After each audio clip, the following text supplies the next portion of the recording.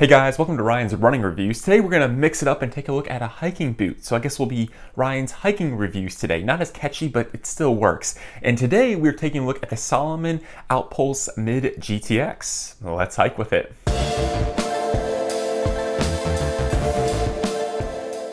Before we get started, I do want to say these boots were provided to me by Roadrunner Sports. However, they didn't have a chance to preview this video, and this final synopsis is my own. I also like to say please leave a like on the video and consider subscribing.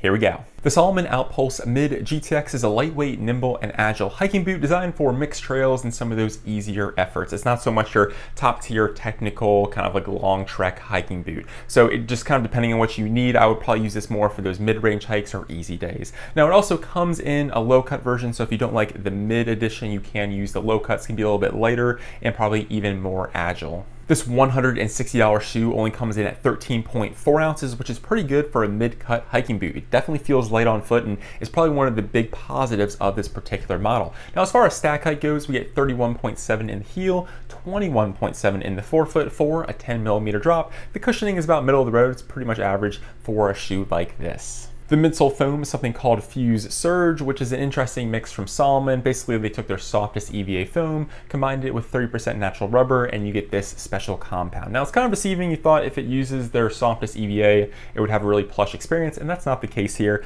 You do have a little bit of squish in the heel, but for the most part, the ride here, especially in the forefoot, is very firm. It has a nice level of impact protection, but there's not a lot of squish or energy return here. The midsole also contains something called an energy blade. Essentially, this is a TPU plate. You can actually see it between the midsole and the outsole. It's the little white piece here, and then if you flip the shoe over and these little slits on the outsole, you can see that white TPU plate. Now, this is supposed to kind of stiffen up the shoe. It doesn't do that a lot. It's rather flexible. You can pretty much bend and twist this boot fairly easily. I guess it does stiffen it up a little bit, but it doesn't feel like a true plated experience, at least compared to like running shoes or other plated boots that I've used. Now, it does give you kind of a moderate amount of rock plate protection. I think it works decently there. So it does, I think, serve some role, but for the most part, I don't think it really does stiffen up the shoe too much, at least according to, I guess, what Salomon said. It's a very flexible forefoot. Now, it isn't like a minimal shoe, but it just feels kind of like your typical boot, and I think the TPU plate more acts as a rock plate protection, which isn't the most maximal rock plate ever, but it does give you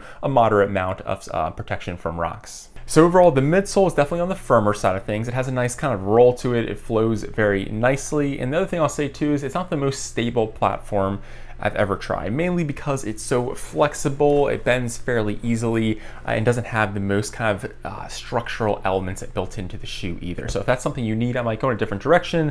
This, however, I think works better for those nimble, more quick efforts. And then in the middle of all that, you have that TPU plate, which I don't think really stiffens up the shoe too much, or at least I didn't notice it that much compared to other hiking boots I've tried. And I think it more kind of gave me a moderate rock plate experience. We get a synthetic Gore-Tex upper with what looks to be like a knit material with strong plastic overlays scattered throughout to provide structural support. Now, as far as fit goes, it was rather snug. This is definitely a snug shoe, so I recommend going up half a size. My toe was like directly at the top, which is not something you want for a hiking boot because that'll just slam into the front, and I noticed that a lot when going downhill. So I recommend going up half a size, give yourself a little bit more room, but it's a very narrow, very tight-fitting shoe.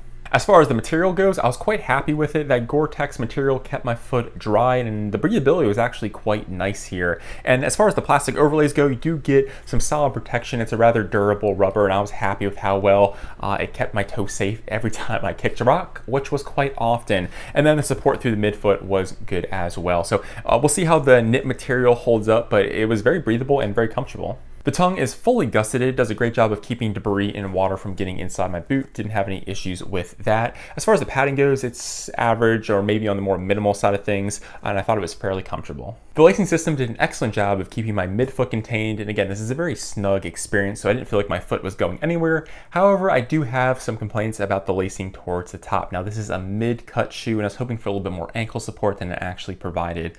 You only get one metal clip on either side, which gives you limited lacing options, and I don't feel like it had a great ankle lockdown. I was hoping just for a little bit of a tighter fit up there. Again, the rest of the shoe, very tight, very snug, maybe a little bit too snug, probably go up half size, but the top of the shoe had a little bit too much room for my ankle to play with. So I wish they would add maybe a couple more eyelets or kind of clips for the lacing system to tie with so I could have a more snug fit there. However, I thought the padding in the ankle and Achilles area was fairly comfortable. It has a moderate amount of cushioning, nothing too excessive, and I think it did the job. No blisters, no Achilles pressure, anything like that. That was fairly comfortable. And then as far as like the protection it gives the mid part of your ankle, I think it worked well. I had branches and rocks kind of scrape against it and didn't notice anything. Now, it's not the most supportive experience, but I think it does its job as far as comfort and protection from outside debris.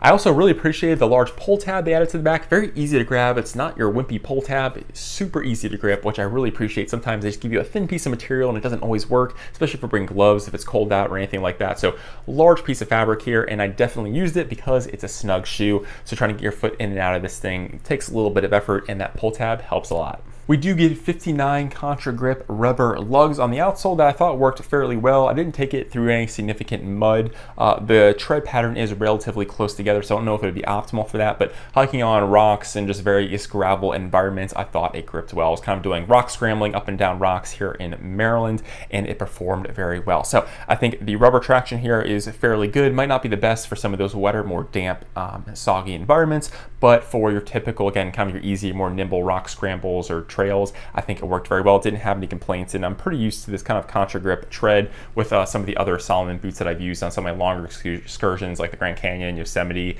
and Glacier National Park. So where does that leave us? Well, I think it works well as a lightweight, nimble hiking boot. I will say go up half a size. It's a very snug, slim fit, and I wish the ankle and Achilles area had a better lockdown. Maybe they had a couple more lacing options towards the top of the shoe. I think it would just have a better experience.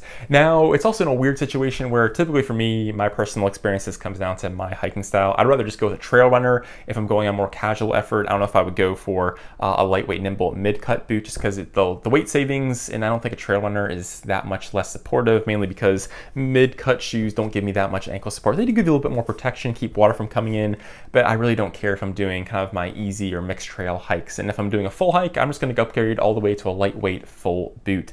So it really depends what you're looking for, but if you're someone who wants, again, a mid-cut boot for light and agile efforts, I think this works. Again, just go up half size, and then be careful with how the lockdown works at the top of the shoe. Well, that's the review. Let me know in the comments how you configure your shoe lineup for all your adventure needs. Do you use trail runners? Do you use full hiking boots? Do you just use tennis shoes? Let me know what you think. Well, I'm Ryan from Ryan's Running Reviews, and I'll catch you guys on the next one. Thanks.